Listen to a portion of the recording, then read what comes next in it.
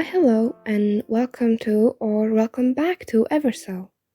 This will be a reading of Are You Willing by Asmix. Summary. She looks at her son. He is taller than her. His face is almost a carbon copy of hers. If it weren't for the strong jawline and those round blue eyes. Jack's eyes. Hers are a dark brown, almost black. She wants to ask him. What happened to her? What happened to Jack? What happened to Drake Industries? What happened to him? Or Janet Drake meets Timothy Drake Wayne. It's late at night and Janet finds herself in the private collection.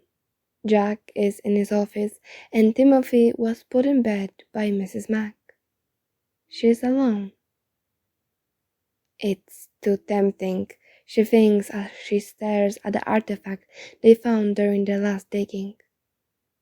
It was a unique story, a little cliché. It reminded Jack of genies and she had to agree with him. They asked around the locals and one of them told them that you were supposed to wrap the object 3 times and it would give you a glimpse of your greatest failure and your greatest accomplishment in life. And of course, she wanted to know. Even if at the end it resulted to be a scam, just one of those stories that people create to give more value to an object. But if it was true, was it the Drake Industries? Was she going to make history in Gotham one day in the future? What was her greatest failure? Setting herself with Jack? She could say that sometimes she found herself wondering what she was doing with him. The only thing joining them were a few signed papers and a kid. She knew that if they were to divorce, Jack would leave her as the CEO of Drake Industries. He was too used to only traveling around the world and not caring about the company that he would let her be the CEO if it meant for him not to be. And there were offers from others, richer, more intelligent, able to match her wit, who saw her potential to be more than just the CEO of Drake Industries, wife of Jack Drake, and mother of Timothy Drake. But even then, she didn't leave Jack. For some reason, she had gotten used to his presence, his damn jokes, to his innocent face, to their trips. That was probably her biggest failure. At least, that was what she thinks as she wraps the artifacts. One rub, will it show like a vision? 2 wraps, will she be able to recognize what was the failure and what was the accomplishment? 3 wraps, she wonders what her future awaits her. A thump surprises her, getting her to almost drop the object, but she manages to catch it at the end. Relief floats her body. Someone coughed behind her. She turns around, wondering who it is. Did she marry someone else? Is it a possible colleague? Aliens? What she finds is not what she expects. The masked person looks at her and then to the object. What did you do? He hisses. She frowns at the person, male, probably in his early 20s. Excuse me, who are you? That's one of Chrono's objects, he mutters, ignoring her questions. When the girl told me about it, you were supposed to rub it 3 times, and it would show you your greatest failure and greatest accomplishment. They say at the first time. Oh, the word leaves his mouth, forming a perfect circle. She frowns. Then what? Are you supposed to be one of them? Which one? The failure or the accomplishment? She circles around him, taking advantage of his silence. If you are connected to me and you are a vigilante, I assume I decided to finance your mission just like the Waynes do, she states, standing behind him, looking at his cape and cowl. It reminds her of another caped vigilante, though the color of his suit is different. Red is a good color, and the shade of red reminds her of one of the matching suits she shares with her son and husband. She observes as his jaw clenches at what she says. Interesting. He inhales, holds it, and exhales and ignores her question again. She said that this object was one of few that didn't bite you back if you were smart. It was a simple spell, supposed to show you two simple things, through a vision, a dream. He glances at her, or time travel. He turns around, his back on her. She watches him as he takes off his cowl, revealing a mop of black hair, long, almost as long as hers. The spell stops as soon as the person finds out what the failure and accomplishment is. A little tricky. Some people fell asleep in comas, living in the memories of past failures and accomplishments, or what could have been their future. She starts circling him again. He knows, and doesn't try to stop her. When she stops in front of him, she signs at what she sees. Timothy, you know what I think about looking down? Always look up, they say at the same time. Timothy, her son, smiles at her. Hello, Mother. It's been a long time. Tell me what I did wrong. Of course, she did something wrong. Her son, Timothy Jackson Drake, is wearing one of those vigilante suits, has eye bags that would rival hers, and it's apparently her greatest failure. He hums from where he's sitting, wearing on the top of his suit one of her pants and an old t-shirt of Jack's. She looks at him and wonders again, how can he be her greatest failure when all she sees when she looks at him is Jack and her combined? And she didn't even know that was a good combination. What makes you think you did anything? He finally decided to ask. She scowls. You are my greatest failure, Timothy. According to that Greek artifact, I find it hard to believe that it's not my fault. He nods slowly, accepting her reasoning. You did nothing. I'm serious, Timothy, what? He interrupts her. And I'm serious too, Mother. You did nothing. His voice stills her. His voice carries an authority. It makes you pay attention. He sounds like a perfect leader, someone with too much power. He sounds just like her. She proceeds what he said. Nothing. She did nothing. Then why? Oh. Then, she stops, trying to gather her thoughts. What can I do for Timothy to change that? Are you willing to be his mother? She glances at this adult version of her son.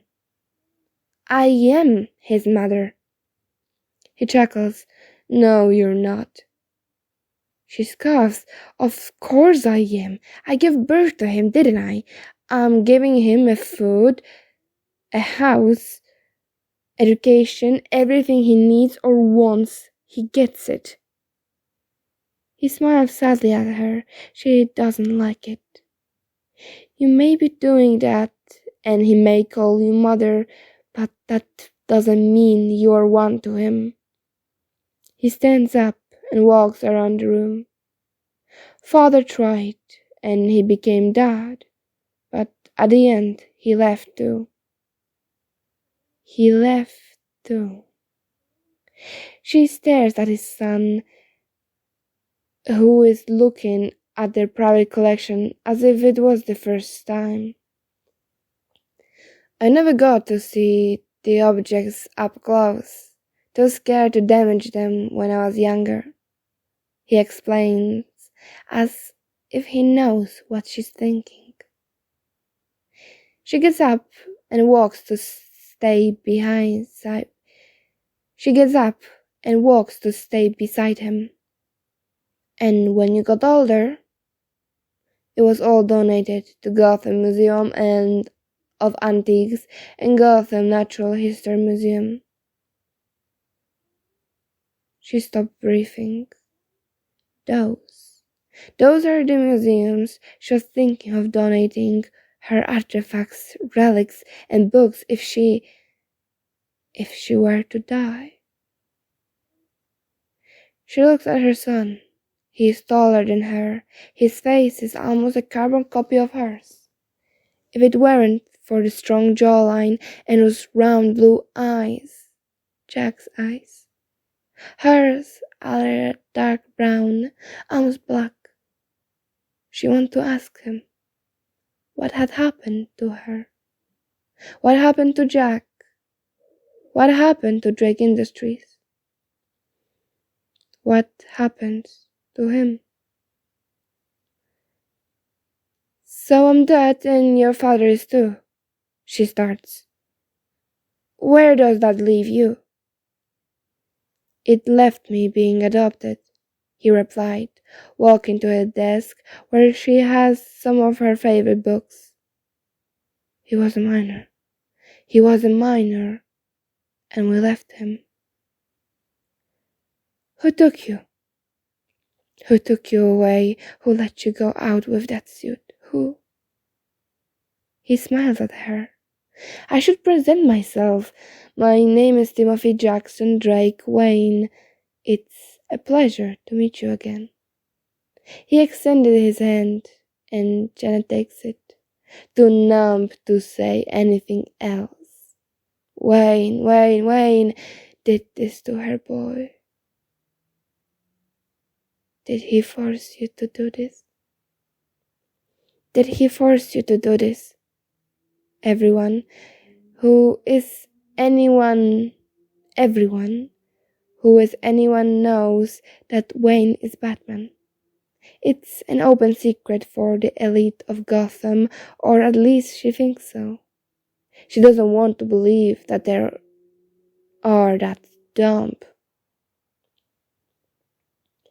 He chuckles and ignores her again.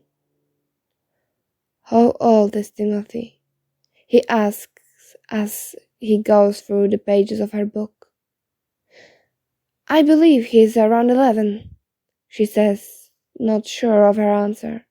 Is it 12 already? She tries to remember Timothy's last birthday party. Did they make one, or did they send him a gift? She can't quite remember, not used to keeping track of her son's age. He looks at her, his eyes reminding her of Jack when he's making an archaeological joke that she doesn't get. You lost him already. He walks calmly to the door as if he didn't say those last words. I'm hungry. Accompany me to the kitchen. She doesn't say anything and goes through the door after he opens it for her. They walk in silence. Janet listens as Jack works in his office, and when they walk by her son's room, she can't help herself to stop. Timothy stops behind her, waiting to see what she does. She opens the door. No one's inside. Timothy! She's about to look for her son. Where is he? She's sure that by this hour he has been put to bed by Mrs. Mac. Someone grabs her wrist and closes the door slowly. Where is he? He's supposed to be there. Mrs. Mac makes sure he does, and she stops when she notices that Timothy is laughing, trying to hide it behind his hand. He shakes his head. Follow me, please. He motions to the kitchen. She follows him reluctantly. Is this a side effect? Does time travel work like this? Or the person can see their other self? Does that mean her Timothy is in the future? As I said before, you have lost your son already. He starts. He is not 11. He is 13. He opens the kitchen door for her. She walks and goes sit by the island. He hasn't been put to bed by Mrs. Mac since he was 7. After all, you said he was old enough to do it himself. He opens the fridge and starts taking out ingredients. Your son is 13 and he is already out there as Robin, and you didn't even know. He stares as he smashes some potatoes. She stares at him, at his strong jaw, his straight nose, his face that is almost like hers. When did I lose him? He smiles at his hands. Probably when he was free. She takes one big breath and lets it out. She does it again until she feels like the room stops spinning. He breaks the silence. You're leaving soon. He nods at the living room, and she remembers their suitcases next to the couch. Yes, we only came to sign some contacts and to attend the Perkins Gala, she tells him. Do you like spicy food? He asks this time, and she blinks at the question, having expected something related to her work. Yes, I do. He nods at her answers and takes out more ingredients. She licks her lips, preparing herself for what she is about to say. If you're my greatest failure, then what is my greatest accomplishment? Well, that is for me to know and for you to wonder. He smirks at her. She thinks she likes that look on him. It makes him look deadly, capable, powerful. He would make an amazing businessman. He cooks in silence. She asks, How do you know? He hums as he lets the cream sauce heat up. How do you know what's my greatest accomplishment? She doesn't see his face from where she's sitting, but she's sure he's smiling. It's easy. I know what you care about, how your mind works, what you expect, what you want. He grabs 2 dishes and puts them on the table. Now, let's eat. They eat in silence. Janet ponders on his answer as she bites into the chicken. It tastes good and familiar. She tries to remember where she had eaten this before. She regrets it when she remembers. at a wine gala. "This is good," she says. "Thanks. My grandfather taught me how to make it." She bites her tongue, stop herself from saying, "Your grandparents are dead." Instead, she only nods and goes back to her thoughts. If Timothy is her greatest failure, what could be her greatest accomplishment?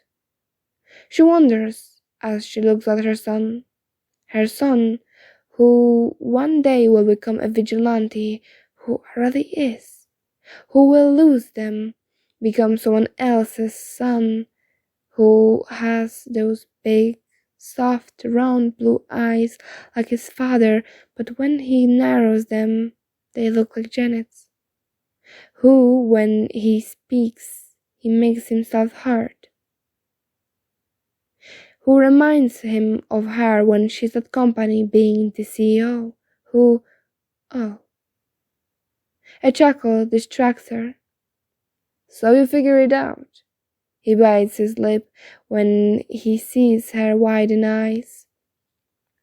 "It's so easy to read you," he confesses. "We have the same tales, and I don't even know how, since there wasn't time for me to learn them and make them mine." He smiles painfully at her. Some strands of hair fall in front of his face, hiding his emotion, hiding his expression. "What happened to Drake Industries?" She ignores him this time, feeling for the first time in control of something. He cleans his lips with a napkin. "After you died, it didn't have its CEO. No one took care of it." She clenches her hand. "It was falling. Jack Drake wasn't made to be a CEO. He didn't know how to keep it standing." She knows all of this. She knows, but hearing it from someone else, it's... At the end, he didn't get the chance to learn. He died too. She makes eye contact with her son. "And when Bruce Wayne adopted me, Wayne Enterprises bought it." This time, she clenches her jaw. All her work, all the dedication she's putting on that company, all for nothing. She naively thought that Timothy may have become the CEO of her company, of their company. It's his. It has his last name. It was his to lead, and when she looks at him, she can see how good of a CEO he could be, and he smiles when she finally realizes it. And it's painful, because she doesn't like that outcome. It's not fair. None of it is. Timothy is her son, her blood. She gave birth to him. She took care of him countless nights when he was only a baby. It's not fair that she dies and someone takes him, changes him, makes him theirs, and... What company? Her voice is nothing but a whisper. She can hear the defeat on it. Wayne Enterprises. He signs and looks at one of the windows that show their yard. It's late at night, dark. He wouldn't be able to see anything, but he doesn't take his eyes off it. "I became the CEO of Wayne Enterprises when I was 17. She can see it. This Timothy, with tired but knowing eyes, leading one of the biggest companies in the world. This is her greatest accomplishment. He did what she didn't. He didn't settle down with them. He went for more, and he got it. Then why doesn't he look like it's enough? You deserve the best, she tells him, and he finally looks at her with suspicion in his eyes. I would have loved you to be the CEO of Drake Industries. I can't lie about that. She taps her black nails on the table. But I sincerely hope that where you are is where you deserve to be, where everyone wants the best for you. She leans closer to him, and he does the same. Because you deserve so much more than what I could have given you. And if they are not giving you what you deserve, then you don't settle down with them. Then they stare at each other for what feels like hours, until he snorts a couple times and finally laughs, clutching his chest. You sound like someone I know, he admits. She stares at her son, her greatest accomplishment, with marvel. Well, they're right. He smiles at her. I can't deny you that. Was it Wayne? Was it Wayne? She asks him, wondering if the other men thought the same. Their son, deserved the best. He shakes his head slowly. No, he's another CEO of another company. She raises an eyebrow. From Gotham? No, he admits. He is foreign. He has an eco company. You wouldn't know him. He doesn't reveal anything else. She nods. Well, he is right. If Wayne doesn't treat you like you deserve, then he doesn't have any right to have your loyalty or to have you being part of his family. He nods at her. I think you know what your greatest failure and your greatest accomplishment are now. You, he looks at her.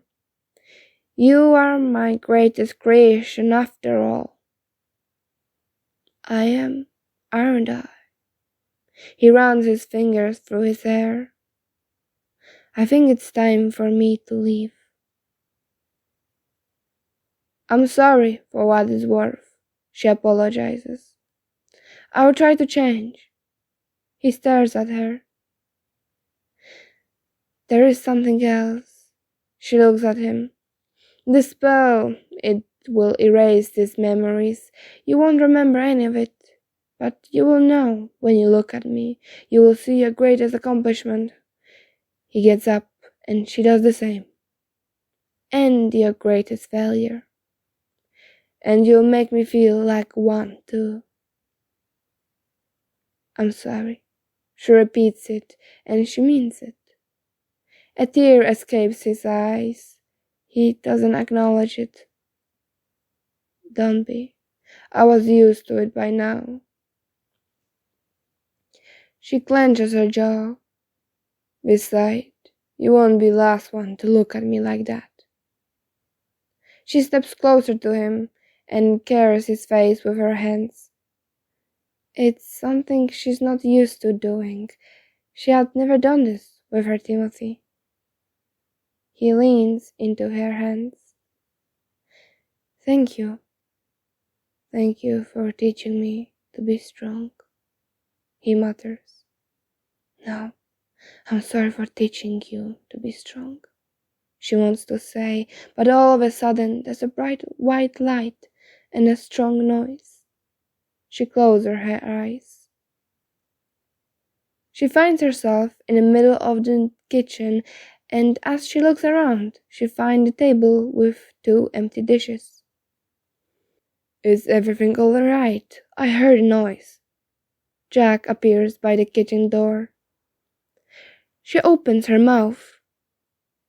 Yeah, I was just eating, she tells him. Oh, okay. I'm going to bed. We still have our flight at 10 a.m. Don't forget. He leaves her in the silence of the kitchen.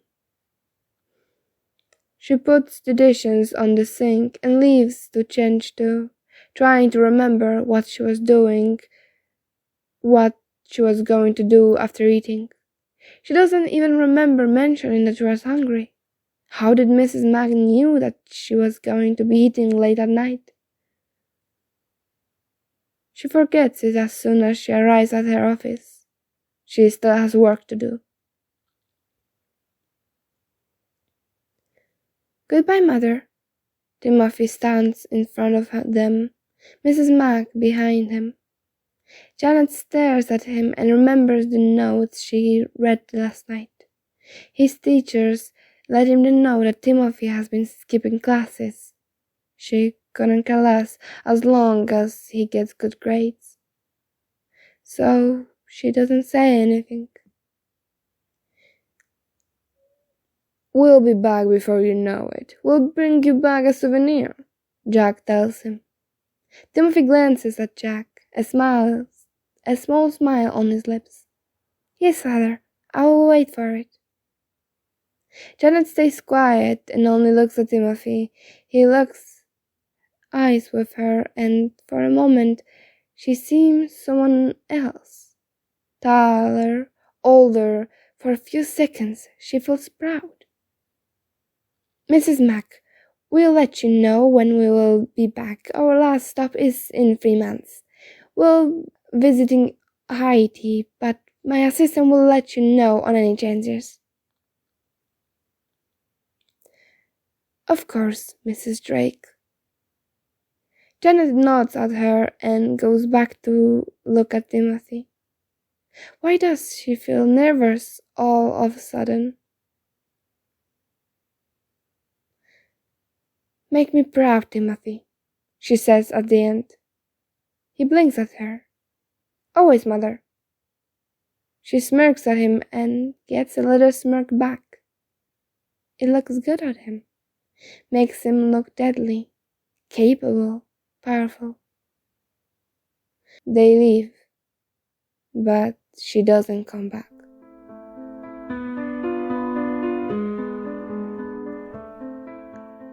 Outer notes. Always wanted to write a time travel teamfic. And that is the end. I hope you enjoyed. If you have any recommendation that you want me to read, comment them below and I will try to get the author to agree. Anyway, if you heard any snoring in the background, I'm so sorry, that's my cat. She snores really loud, which is surprising for a cat.